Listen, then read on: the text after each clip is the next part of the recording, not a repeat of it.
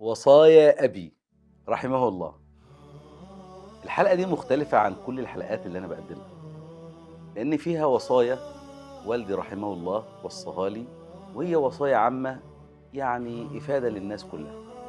أول حاجة قالها لي في موقفٍ ما والوصايا دي كلّها اتقالت في حقبة زمنية طويلة يعني، فكان كل موقف يحصل لي كان ينصحني فيه نصيحة. من المواقف الجَلل اللي كانت بتحصل، أول حاجة قالها لي إيه، قال لي: "يا أيمن، صاحب المعروف أبدًا، أبدًا لا يقع، وإن وقع وجد له متكأ."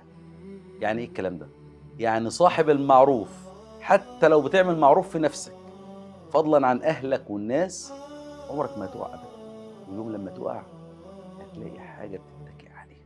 وقال لي كمان لو عاوز تكون مميز وسط الناس، اوعى تتكلم في حاجة إلا ما تتأكد من صحة مصدرها. ولو جالك خبر اوعى تتهور، من باب قوله يا أيها الذين آمنوا إن جاءكم فاسق بنبأ فتبينوا أن تصيبوا قوما بجهالة فتصبحوا على ما فعلتم نادمين. هتندم لو استعجلت. وقال لي كمان اوعى تكون فتنة وسط الناس، وما تصدقش كل اللي بيتقال ولا حتى نص اللي بتشوفه. وقال لي كمان لو شفت حد بيكرهك وبيحقد عليك، بص له بنظرة إحسان، من باب لا تستوي الحسنة ولا السيئة، ادفع بالتي هي أحسن، فإذا الذي بينك وبينه عداوة كأنه ولي حميم. وقال لي كمان لو عاوز تعرف حقيقة الإنسان أو حقيقة أي حد، سافر معاه، لأن السفر بيبين كل واحد على حقيقته. آه يا أبي صدقت، الله يرحمك. قال لي السفر بيبين كل ما هو قبيح وكل ما هو جميل. يعني من الآخر في السفر وشوش الناس بتبان على حقيقتها. اسأل مجرب ولا تسأل طبيب، خلي بالك. وقال لي كمان لو شفت في عيون الناس الحقد والحسد والغباء والشماتة وكل ما هو قبيح، افرح. انت عارف ليه؟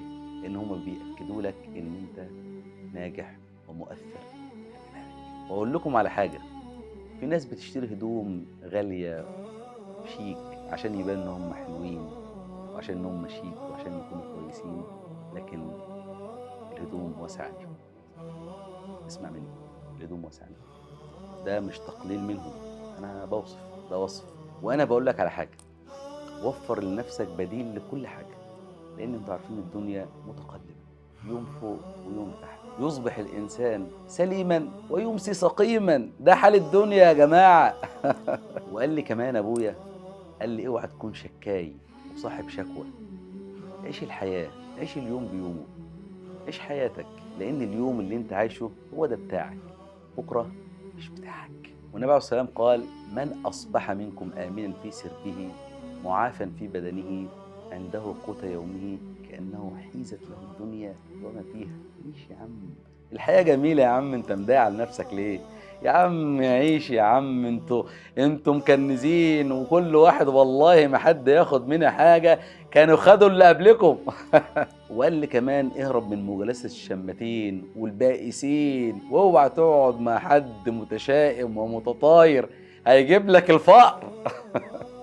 واخر حاجة وليست الاخيرة قالها لي، قال لي اوعى تشمت في مصيبة حد ولا تسخر من شكل حد، لان ربنا قال هذا خلق الله فاروني ماذا خلق الذين من دونه. وقال لي وانا صغير حديث حفظته لغايه دلوقتي ولن انساه، قال لي لا تظهر الشماتة في أخيك فيرحمه الله ويبتليك. وبإذن الله لنا حلقات إن شاء الله عن وصايا أبي، وصايا إن شاء الله تكون فيها نفع للجميع، هي وصايا من الدين ومن الشرع ومن العرف. أسأل الله عز وجل أن يرحم أبي وموتانا وموتى المسلمين، إنه ولي ذلك والقادر عليه. تحياتي أنا وحياتي.